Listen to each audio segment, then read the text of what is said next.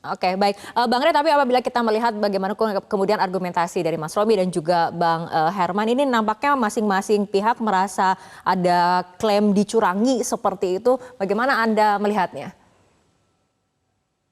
Iya, artinya kesimpulannya memang kemungkinan ada kecurangan. Kalau Demokrat merasa dicurangi, ya kemudian pihak Ganjar merasa dicurangi, artinya ada potensi curang. Bisa dari mana-mana sumbernya kan, bisa dari A, bisa dari B dan seterusnya gitu. Maka mungkin karena itulah ya pidato-pidato seperti yang dilakukan oleh Ganjar tadi malam itu jadi relevan untuk memang mengingatkan semuanya, bukan hanya kepada satu atau dua pasangan bahwa untuk tidak curang, untuk tidak berlaku tidak adil ya, macam-macam dan seterusnya itu gitu. Dan di atas itu semua sih menurut saya Ganjar ini kelihatan mulai mempersepsikan dirinya sebagai oposisi terhadap presiden, khususnya berkaitan dengan tiga hal ya.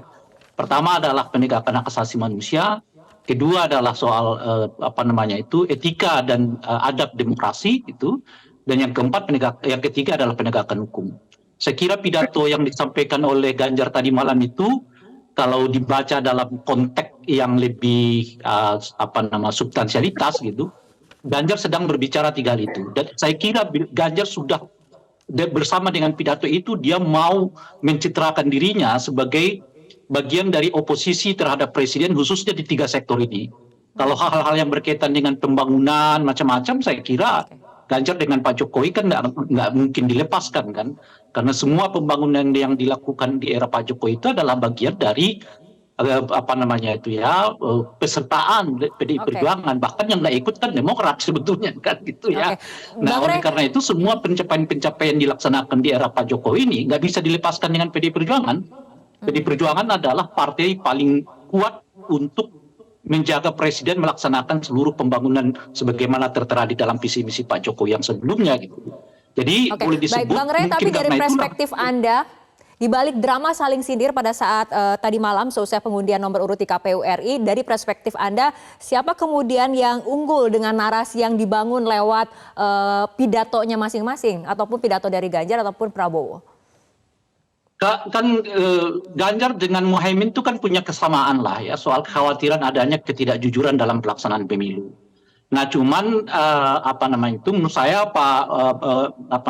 Anies dan Muhaimin itu lebih cair bahasanya, lebih banyak dibuat dengan bahasa-bahasa yang jauh lebih umum gitu.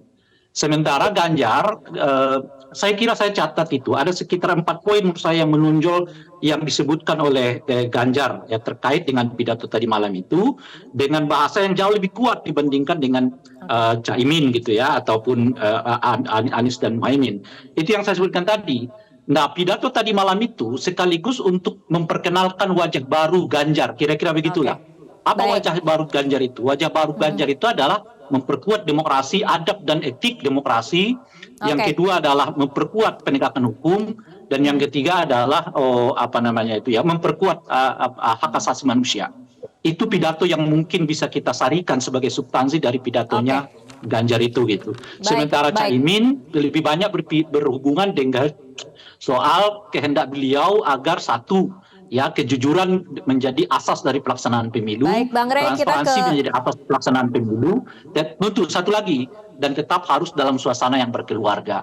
Pidato berkeluarga ini saya kira kurang lebih sama dengan Pak Prabowo ya, yang juga banyak mengintrodusur bahwa pemilu ini harus lebih bersahabat, berkeluarga, macam-macam gitu. Oke, baik Mas Romi, apakah kemudian memang narasi yang dibangun dalam pidato tadi malam ini kemudian sudah dipikirkan ataupun merupakan bagian dari strategi untuk mendapat simpati dari pemilih, Mas Romi? Ya, kalau simpati dari pemilih kan kita serahkan kepada mereka yang menyaksikan langsung secara live maupun kita bisa unduh setiap saat kapanpun hari ini ya. Tetapi yang pasti bahwa yang disampaikan semalam itu adalah ungkapan dari hati yang disampaikan oleh Mas Ganjar secara terbuka kepada rakyat Indonesia di depan penyelenggara, bahwa ini sebuah komitmen bersama yang harus kita sepakati dan kita laksanakan. Bukan hanya sekedar sepakat di dalam tanda tangan ataupun di dalam pernyataan, tetapi harus kita laksanakan. Karenanya ketika ada bahasa demokrasi sedang tidak baik-baik saja, ataupun kemudian bahasa yang disampaikan beliau untuk mengawal pemilu ini supaya tidak ada kecurangan berjalan sebagaimana sudah diawali di pintu pencalonannya dengan putusan MK dan dibuktikan dengan putusan MK.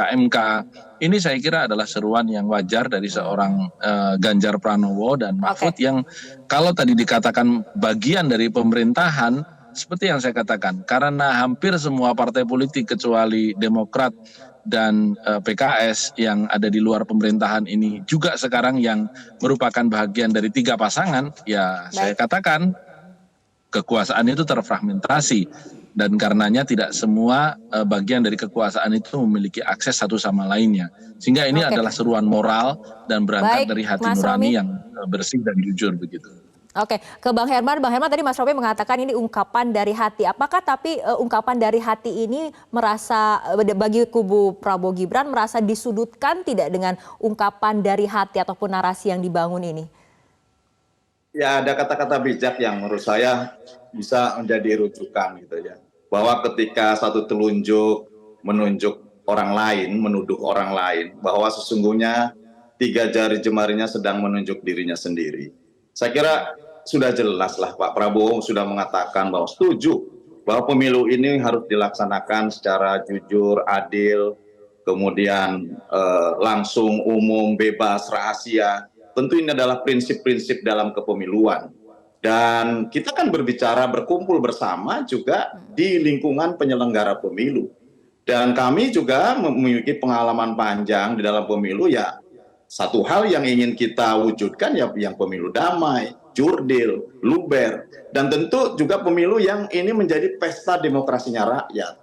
Jadi kalau kemudian memantik dengan menuduh-nuduh, menunjuk-nunjuk, saya kira ya mari kita introspeksi saja gitu. Tapi dan bahkan Anda demokrasi kalau melihat saat ini sedang baik-baik saja atau tidak dari kubu Prabowo Gibran, Bang Herman? Untuk berbohong aja tidak bisa kok, apalagi untuk berbuat tidak baik gitu ya. Ini yang menurut saya menjadi modal dasar kepribadian. Ayo kalau memang konteksnya akan melakukan adu gagasan, visi, misi ke depan, bagaimana program mewujudkan Indonesia maju ke depan, Indonesia yang setara dengan negara-negara lain, ya tentu mari kita wujudkan secara bersama-sama. Negara kita bersama. Gitu. Tinggal bagaimana kontestasi memilih pimpinan yang tepat, yang dalam perspektif rakyat ini mampu untuk membawa Indonesia lebih maju ke depan. Kan begitu. Mas Romi. Jadi menurut saya jangan dipantik-pantik dengan saling tuduh dan kemudian mohon juga Mas Romi ya catatan hasil MK itu tidak ada satu kata pun menyebutkan bahwa terjadi kecurangan, itu tidak ada. Semuanya ada dalam koridor etik. 9 hakim juga terkena oleh etika. Itu tidak ada satu kata pun menyebutkan curang, itu tidak ada. Jadi jangan juga kemudian membelokkan fakta. Fakta kan ada di dalam hasil rumusan dari MK. Ya, saya begini Mas Herman ya, kalau kita mengatakan pelanggaran etika berat itu bukan kecurangan, saya tidak tahu lagi. Karena itu kan hanya bahasa lain saja. Tentu bahasa kecurangan tidak akan digunakan oleh seorang hakim apalagi ketua majelis etik. Ya kan, tapi yang seperti yang digambarkan secara sederhana ketika sepak bola itu keputusannya mana yang disebut dengan aturan dan di kartu merah, tapi kok ini hasilnya sudah berlaku, gitu loh. Jadi proses sudah dilakukan, ya mari kita terima proses hukum ini dengan baik. Bang Herman dan juga Mas Romi.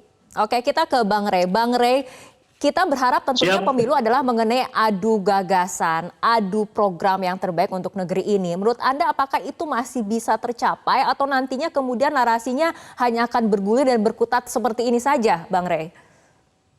Ya sebetulnya ini nggak bisa dipisahkan satu sama yang lain, akan selalu kaitannya dengan situasi yang sedang berkembang saat ini kan. Misalnya ketika Ganjar menyebut soal anti KKN dalam pidatonya tadi malam itu kan dia merujuk persoalan yang sedang terjadi saat ini dan akan selalu begitu. Maka sebetulnya menurut saya bukan diselesaikan dengan mari ya bicara yang lebih damai, enggak gitu. Jadi sebetulnya ya pertengkaran itulah di ide lah pertengkaran itu dimulai, bukan di fisik gitu loh, bukan di jalanan gitu. Nah oleh karena itu ya beradu gagasan saja. Kalau saya kira Ganjar tadi malam itu udah mulai memancing kan, bagaimana yang mengatakan bahwa demokrasi kita sedang tidak baik-baik saja. Yang kedua adalah ada persoalan KKNisme yang makin menguat gitu ya. Yang ketiga penegakan hukum dan seterusnya. Nah itu aja sekarang jual beli gagasan aja di wilayah itu. Dan sekaligus tadi malam saya mengatakan dengan itu kayaknya Ganjar mulai mencitrakan dirinya sebagai tokoh baru yang akan konsen pada setidaknya 3 isu itu. Isu anti KKN, isu demokrasi yang lebih beradab, yang lebih santun gitu ya. Dan yang ketiga adalah soal penegakan hak asasi manusia gitu. Yang boleh jadi nggak terlalu kuat aksentuasinya di Anies dan Caimin gitu. Dan tentu saja di Pak Prabowo dan sebagainya, setidaknya tadi malam itu dalam pidato. Jelajahi cara baru mendapatkan informasi. Download Metro TV Extend sekarang.